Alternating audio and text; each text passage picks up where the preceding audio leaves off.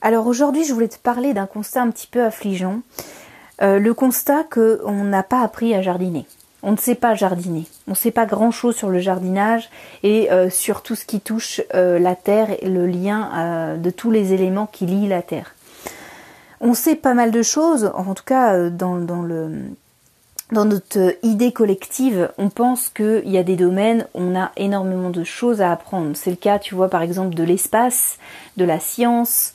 On sait qu'on a encore beaucoup de choses à découvrir, tu vois, sur le sujet. C'est le cas, par exemple, des études sur le cerveau. On sait qu'on n'utilise pas notre cerveau à son plein potentiel et qu'on a encore beaucoup de choses à découvrir sur le sujet. On sait également, tu vois, tout ce qui est comportement humain. On a énormément de choses à apprendre sur le sujet, mais on en a conscience.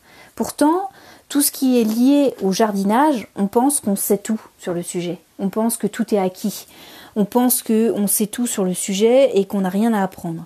Et pourtant, je dirais que concernant le jardin, c'est tout l'inverse. On ne sait pas réellement comment tout ça fonctionne.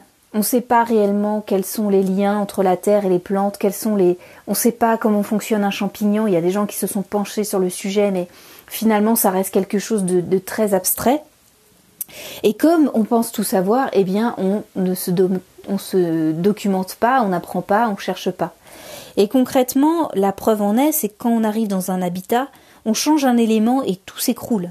C'est le cas, tu vois, avec l'implantation de lièvres en Australie, où finalement, ça a été une telle prolifération qu'ils ont été envahis, alors qu'ils ont non pas enlevé un élément dans le cycle de l'habitat, mais plutôt à rajouter un élément qui a tout perturbé.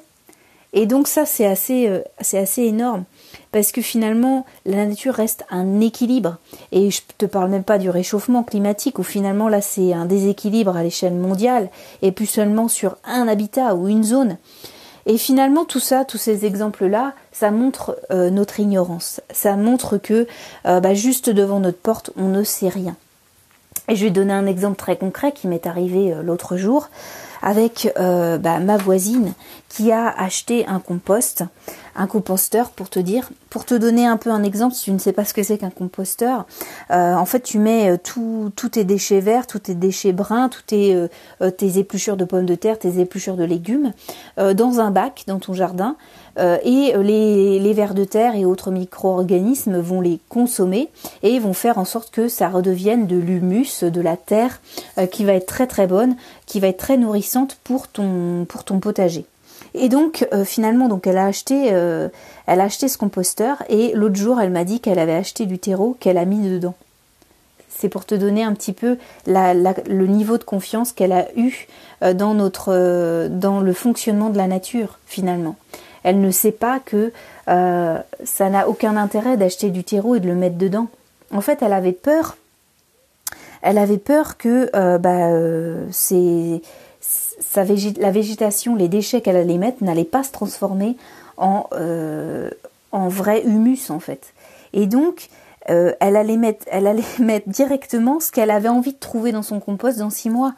Mais finalement, c'est un peu aberrant en fait de fonctionner comme ça. Pour elle, c'était inconcevable que les déchets qu'elle allait mettre dedans allaient faire de la bonne terre 6 mois plus tard. Donc c'est un exemple pour te montrer que c'est important de se former, c'est important de comprendre la nature, c'est important de savoir de quoi on parle. Ça commence par les livres, ça commence par peut-être les podcasts si tu m'écoutes.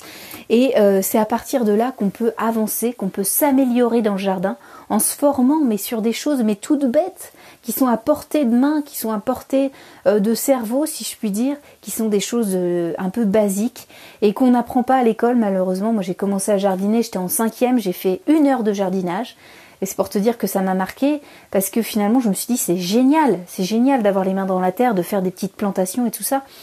Et c'est qu'à ce moment-là que j'ai commencé à faire du jardinage. Donc c'est un petit peu dommage parce que finalement l'école pourrait également nous aider dans cet apprentissage-là.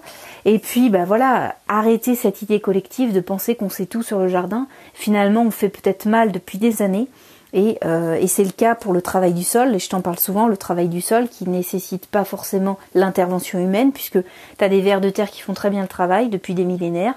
Donc arrêtons de penser qu'on est tout puissant et essayons de trouver des solutions qui sont plus intéressantes. Donc formons-nous, essayons de trouver des vraies solutions, essayons de faire en sorte que notre jardin soit plus productif en faisant moins.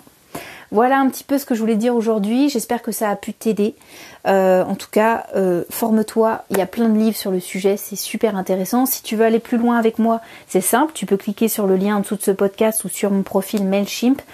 C'est un lien Mailchimp. Tu t'abonnes, tu me laisses ton adresse mail. Moi, tous les matins, je t'envoie un mail sur comment améliorer son jardin, sur trouver des solutions, mes retours d'expérience, mes erreurs, mes boulettes, parce que voilà, quand on teste de nouvelles choses, eh bien forcément il y a des loupés.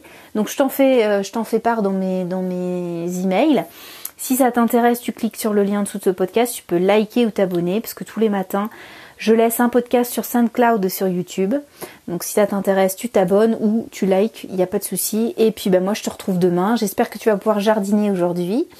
Et puis voilà, il n'y a plus qu'à te retrouver demain pour continuer le jardinage ensemble. Allez, salut!